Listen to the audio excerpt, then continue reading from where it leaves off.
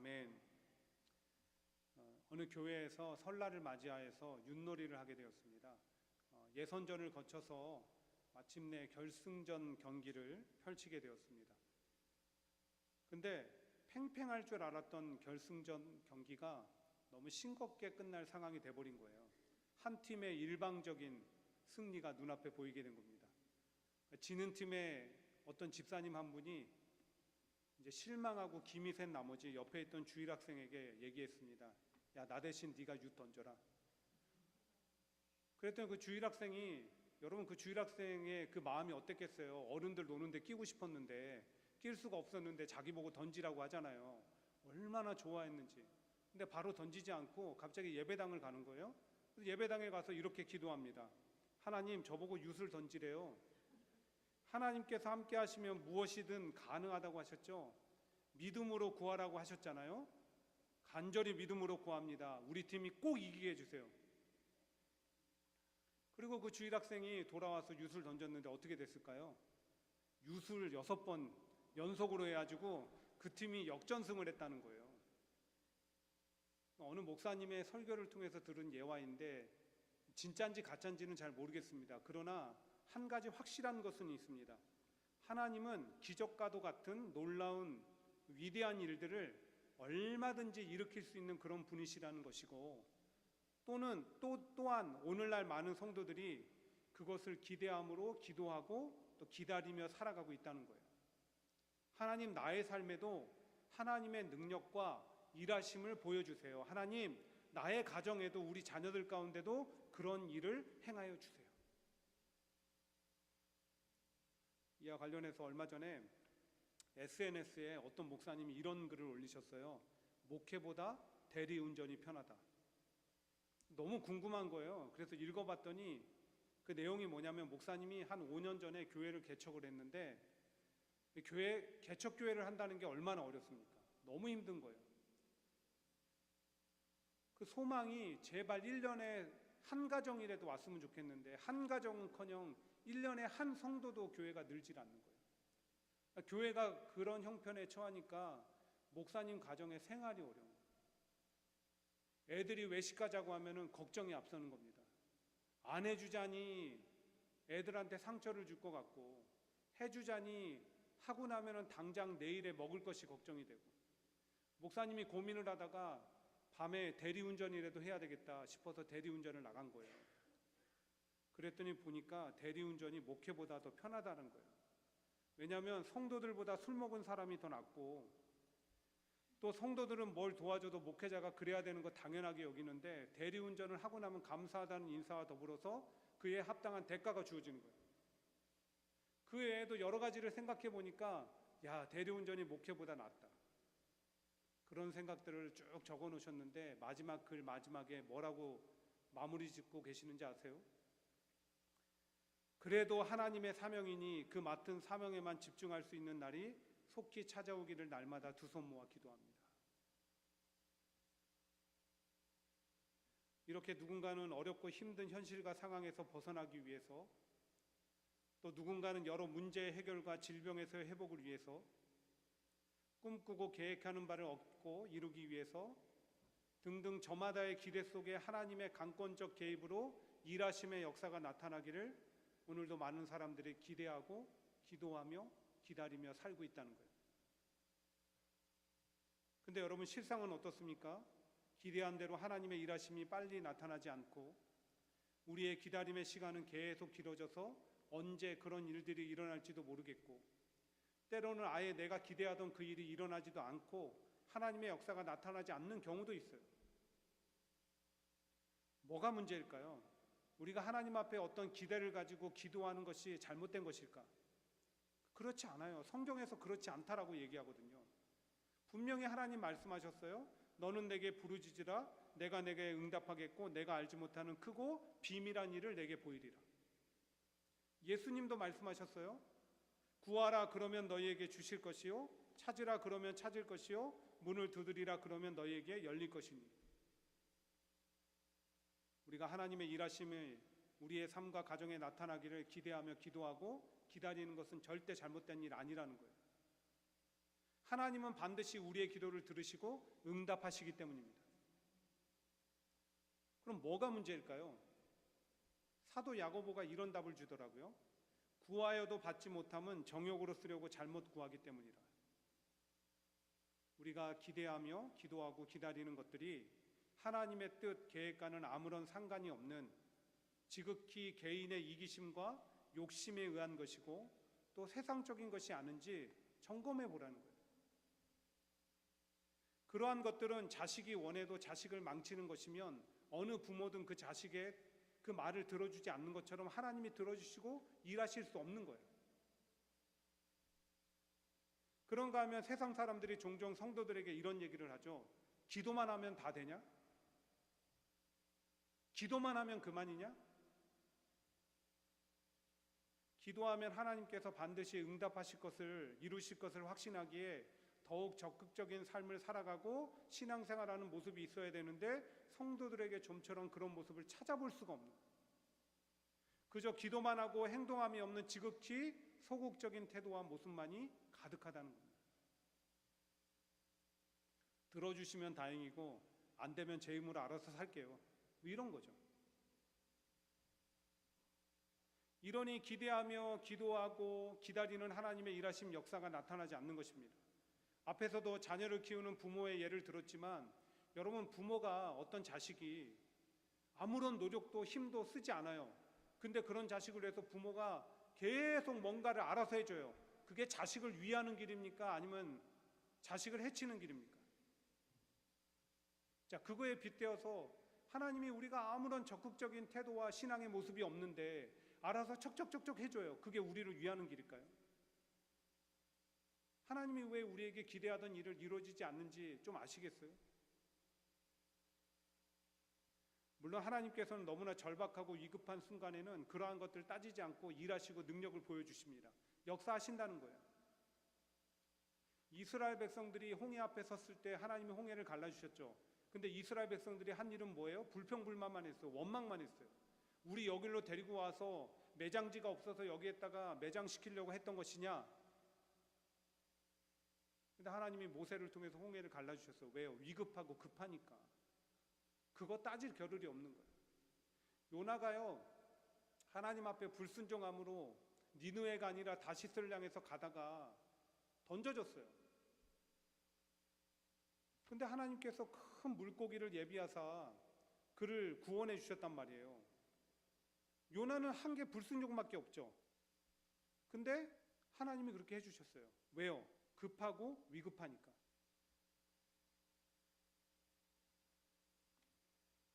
그런데 제가 말씀드리고 싶은 것은 우리의 적극적인 태도가 하나님을 감동시키고 그로 말미암아 더욱 빨리 삶과 가정 위에 우리가 그토록 기도하고 기다림으로 기다리는 그 하나님의 놀라운 능력과 일하심의 역사가 펼쳐나고 드러나게 된다는 거예요.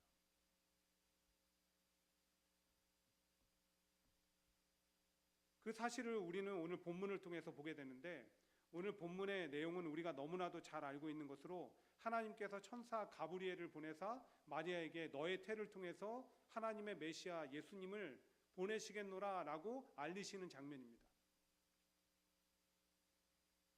여러분, 처녀가 잉태하는 것이 가능한 일입니까? 이게 빨리 대답이 나와야 되는데 이게 세상이 악해져가지고 처녀가 결혼 안 하고 아이 낳는 일이 이렇게 가능해지니까 대답이 빨리 안 나와요. 다시 질문해 볼게요. 남녀가 동침하지 않고 아이가 생깁니까? 안 생기죠. 그런데 마리아가 내가 곧 아이를 갖게 될 것이다 라는 가브리엘의 얘기를 들으니까 가장 먼저 했던 질문이 뭐냐? 나는 남자를 알지 못하는데 어찌 이 일이 있으리까였어요. 이게 원어적으로 그 뜻을 의미를 해보면 성적인 관계를 얘기하는 겁니다. 남자를 알지 못한다. 그러니까 마리아가 전에도 그런 일이 없었고 이후에도 결혼할 때까지는 그런 일이 없을 텐데 어떻게 내가 지금 아이를 갖는다는 말입니까? 그 질문이에요. 불가능한 일이라는 거죠. 근데 그 일이 일어났어요. 어떻게? 성령의 능력으로. 하나님의 능력으로 말미암아 도대체 상상할 수 없는 그런 일들이 일어난 거예요. 일어날 수 없는 일이 일어난 거예요. 불가능한 일이 일어난 거예요. 마리아의 삶 속에 그 모든 것들이 현실이 돼버린 거예요. 여러분, 우연이 아니죠. 바로 앞에서 강조했던 것처럼 마리아가 보인 삶과 신앙의 적극적인 태도와 모습이 있었기 때문입니다. 그래서 수많은 여인들 중에 마리아가 선택을 받은 것이고, 마리아의 인생에 하나님의 기적과도 같은 능력의 역사가 펼쳐진 거예요. 우리도 그것을 기대하며 마리아에게는 어떤 삶과 신앙의 적극적인 태도와 모습이 있었는지 좀 함께 살펴보고자 합니다. 함께 나누고 살펴보실 때 우리에게 큰 도전이 되어서 우리도 그런 인생을 살아가고 신앙생활하고 그런 경험이 우리 가운데 충만하게 되기를 주의 이름으로 간절히 축원드립니다. 첫 번째로 마리아가 보인 적극적인 삶과 신앙의 태도는 포기입니다. 포기. 정말 그런지 한번 보실까요? 앞서 마리아는 천사 가브리엘을 통해서 하나님의 아들 예수님을 잉태하게 될 것이다 라고 들었을 때 남자를 알지 못하는데 어찌 그런 일이 있겠느냐라고 물었습니다. 그러자 천사 가브리엘이 마리아에게 성령으로 잉태될 것이라 라고 얘기하고 37절에 또 이런 얘기를 해요. 하나님의 모든 말씀은 능하지 못하심이 없느니라. 이 부분을 영어 성경에 뭐라고 되어 있습니까? Nothing is impossible with God. 하나님께는 불가능한 일이 없다라는 거예요. 너의 생각으로 그렇게 여기지 말고 하나님의 능력이 어떠한지를 생각하라는 거죠. 그리고 그러한 모든 설명을 들은 마리아의 반응이 무엇입니까? 우리 함께 38절을 읽어보도록 하겠습니다. 자, 시작. 마리아가 이르되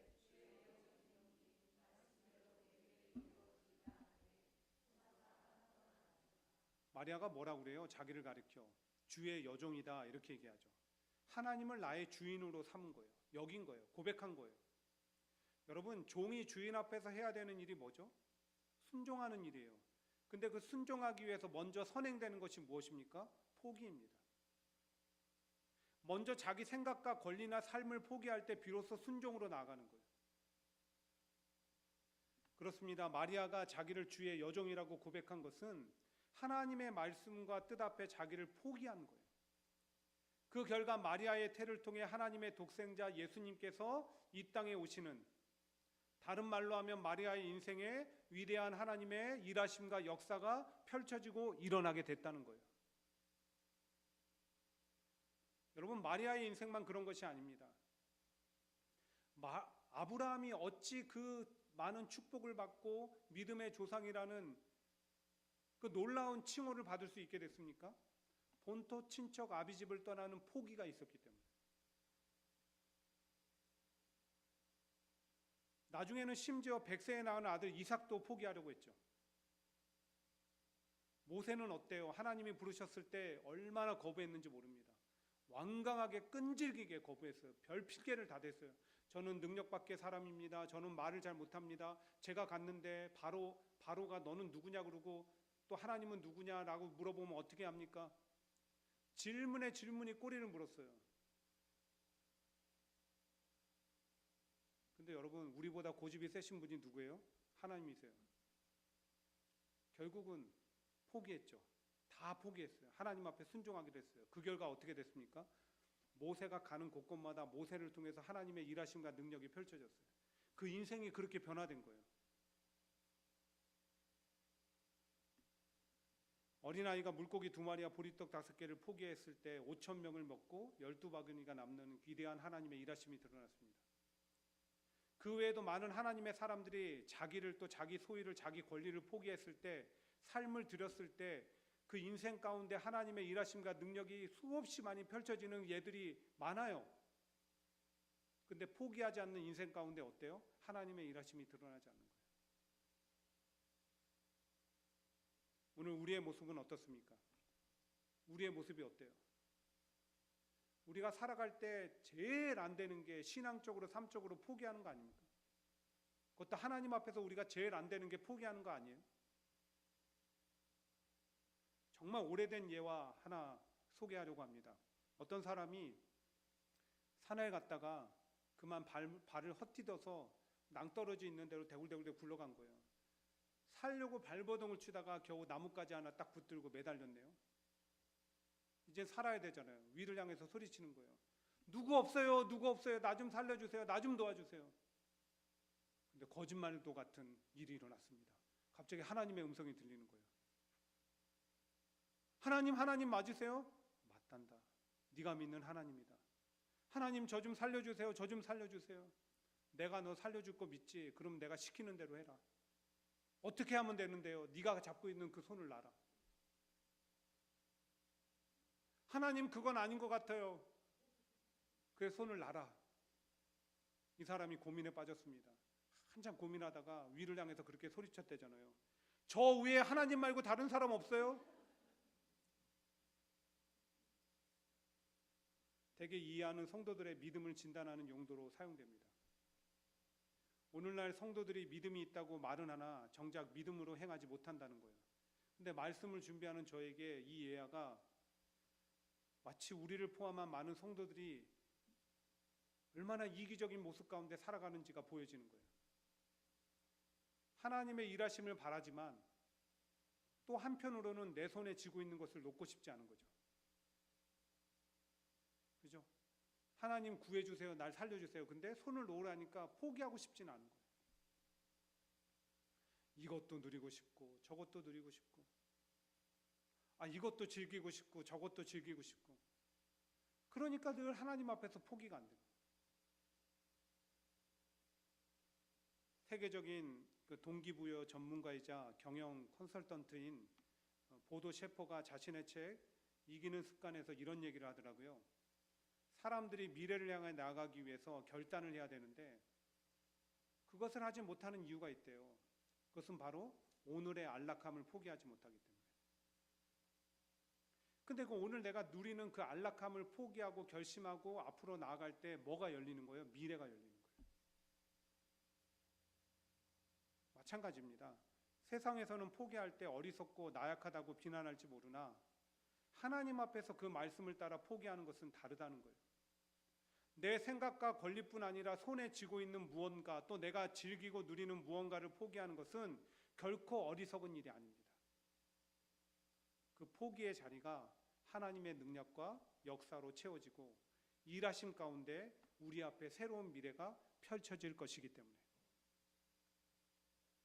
그 포기는 더 큰 것을 얻기 위한 투자인 거예요.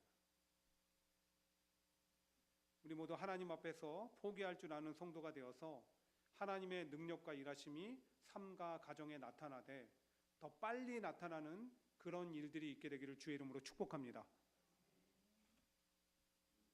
두 번째, 오늘 마리아가 보인 적극적인 삶과 신앙의 태도와 모습은 헌신입니다. 헌신이란 바칠 헌자의 몸신자죠. 내 몸을 바치는 게 헌신이에요. 근데 그것을 다르게 얘기하면 내 삶을 드리는 게 헌신입니다. 오늘 마리아는 그렇게 자기 삶을 하나님 앞에 드렸다라는 거예요. 그래서 하나님의 충만한 능력과 풍성하신 역사하심을 경험하게 된 것이고 그로 말미암아 완전히 다른 인생이 된 거예요. 그렇다면 마리아는 어떻게 삶을 하나님 앞에 드렸을까? 다시 38절을 보십시오. 마리아가 이르되 주의 여종이오니 말씀대로 내게 이루어지이다 하매 천사가 떠나가니라. 어렵게 설명하지 않아도 이 말씀, 이 고백이 주는 의미가 무엇인지 아시겠죠? 자기 태를 사용하셔서 하나님의 아들 독생자를 이 땅에 보내시겠다 하는 그 말씀이 이루어지기를 바란다는 거예요. 그대로 되기를 바란다는 거예요. 그러니까 하나님의 뜻이 온전히 이루어지기 위해서 자기 삶을 내어놓는 것이죠. 내가 가진 계획, 뜻 다 소용없습니다. 하나님 앞에 내어놓는 거예요. 그로 인해서 사람들이 자기를 부정하다고 비난하고 평가하는 것 이제 개의치 않는 거예요. 아이를 낳아서 기르는 그 수고 얼마든지 하겠다라는 거예요. 이미 자기 삶을 하나님 앞에 드리기로 작정했기 때문에, 헌신을 작정했기 때문에. 그렇게 적극적인 헌신에 감동하신 하나님, 마리아의 삶에 능력을 행하시고 일하셨고 무엇보다 그 인생을 가장 복 있게 하신 거예요. 성경에서 그렇게 얘기하잖아요. 여자 중에 내가 복이 있으며. 누구에게 얘기한 거예요? 마리아에게 얘기한 거예요. 마리아의 헌신은 결코 무익하고 어리석은 것이 아니었던 것입니다. 삶을 드림을 통해 하나님의 축복을 누린다면 어떻게 우리가 하는 헌신이 헛되고 어리석은 것이 될 수 있겠습니까? 우리 인생을 곰곰이 생각해 보면 항상 뭔가를 위해서 헌신하며 살아가고 있어요. 우리 다 마찬가지예요. 삶도 살아가고 가정에 또 충실해야 되니까 나가서 일하면서 그 일터에 가서 직장에 헌신하면서 살아가잖아요. 애들이 잘 됐으면 하는 그런 마음으로 애들을 위해서 한없이 우리 삶 다 포기하고 헌신하며 살아가잖아요. 그렇게 우리 삶의 모든 영역들을 보면 우리는 무언가를 위해서 날마다 헌신하며 살아가고 있다라는 거예요. 어떤 사람은 친구라면 만사를 제쳐놓고 헌신하는 사람도 있죠. 그렇게 많은 것에 헌신하며 사는 인생인데 그 가운데 하나님과 교회를 향한 헌신은 몇 프로나 될까요? 나를 위해선 하나님의 전폭적인 지지와 헌신을 요구하면서 나는 과연 하나님이 맡기신 일과 하나님을 위해서 얼마나 헌신하며 살아가고 있을까요? 어느 날 부자 청년 하나가 예수님을 찾아왔죠. 그리고 질문했습니다. 예수님, 영생을 얻으려면 뭐 해야 됩니까? 그러면서 자기가 어려서부터 지켜왔던 그 율법에 충실한 삶에 대해서 쭉 얘기하는 거예요.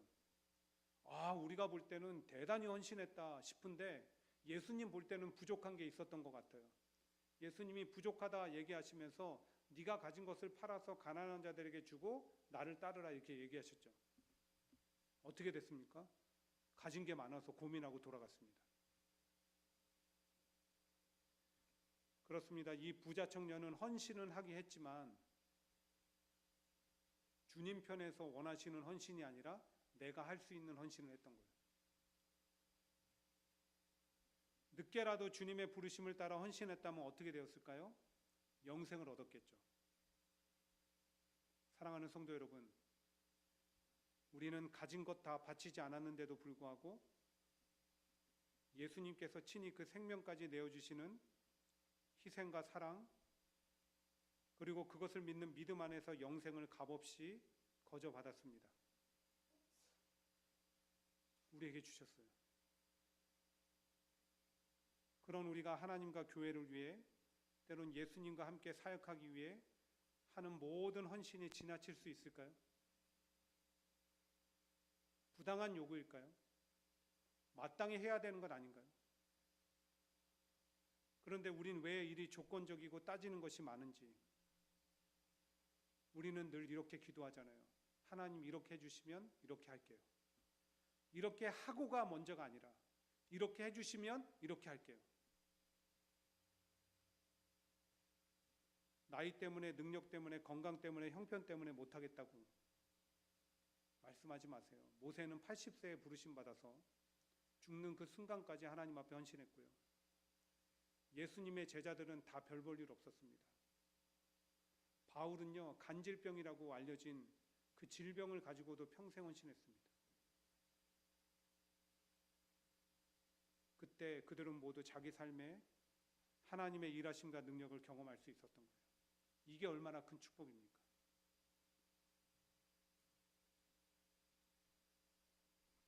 저희 딸이 지난 2월 말에 쓰러졌을 때 정말 매서운 추위가 몰아치던 그런 때였습니다. 근데 어느새 계절이 봄, 여름, 가을로 바뀌더니 그 매서운 추위가 또다시 찾아왔죠. 어떻게 생각하면 왜 목회자 가정의 자녀에게 그런 일이 일어났는가? 그리고 왜 기적적인 하나님의 역사가 나타나지 않는가라고 할 수도 있습니다. 하지만 하나님이 일부러 우리 아이를 쓰러뜨리셨을까요? 전 그렇게 생각하지 않습니다. 우리 가정에 저희 딸에게 일어난 일은 누구에게나 찾아올 수 있는 사고입니다. 그리고 한순간에 딸아이가 아프지 않았을 때로 돌아가는 그런 기적적인 하나님의 역사는 나타나지 않지만 사실은 매일이 우리 가정에는 하나님의 기적과 같은 하루입니다. 지금의 회복을 보면서 우리는 늘 보니까 모르잖아요. 근데 오랜만에 만나는 그런 의료진들을 보면 의료진들이 늘 얘기합니다. 기적과 같다.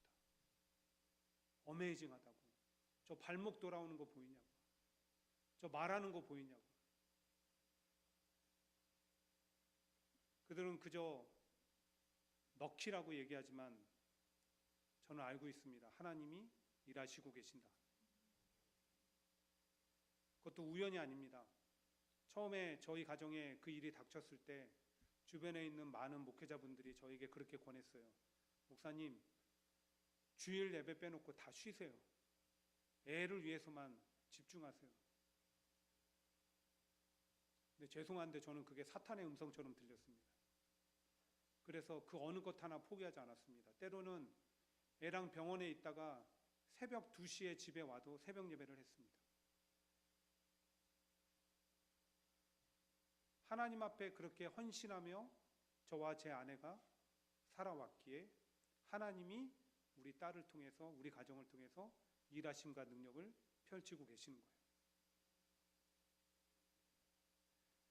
에르마 본백이라는 칼럼니스트는 이런 말을 했습니다.